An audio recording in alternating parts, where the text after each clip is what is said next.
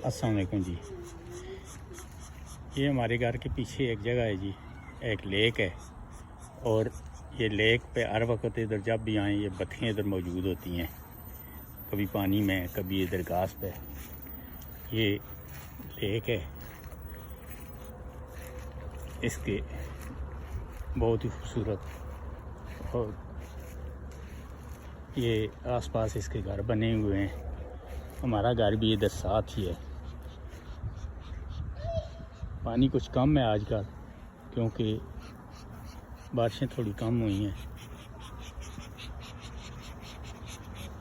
ये बच्चियाँ इधर मेरे पाँव के पास आ रही हैं, बार बार देख रही हैं कि कुछ डालेगा, क्योंकि कुछ लोग आते हैं इनको खाना वगैरह थोड़ा बहुत डाल देते हैं ना, इसलिए ये जब भी कोई बंदा नीचे आता है इधर उसके पाँव के साथ या इधर आ जाती हैं।